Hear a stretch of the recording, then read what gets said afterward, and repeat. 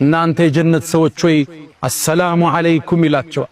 ያኔ የሚደነግጡና አላሁመ አንተ ሰላም ወሚንከ ሰላም ተባረክተ ረበና ያ ዘል ጀላሊ ወል ኢክራም ይሉታል። አላህ ሆይ ሰላም አንተ ነህ፣ ሰላምም ካንተ ነው ይሉታል።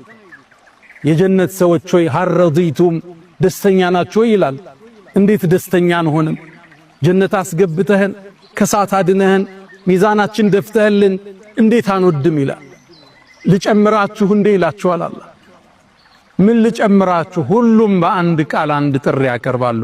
አላህ ሆይ አንተን እንድናይ ፍቀድ ይላሉ ነቢዩ አለይሂ ሰላቱ ሰላም። ሰሒህ ሐዲስ ላይ ነው የሚሉት። አላህም ያኔ የብርሃን ግርዶሹን ይከፍተዋል።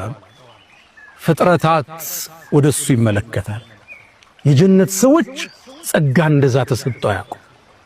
እሱን እንዲያዩት አቅም ሰጧቸው እንጂ ማየት አይችሉም አላህን ነበር።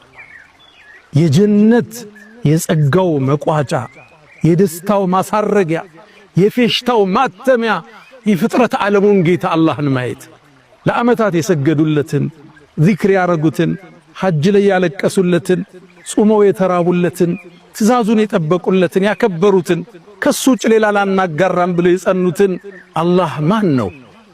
እሱ ነው ያለው አሉ ነብዩ አለይሂ ሰላቱ ወሰላም። አላህን ከሚያዩት አላህ ያድርገን። ውጁህ የውመኢዝን ናዚራ አላህ፣ ፊቶች ያኔ ያበራሉ።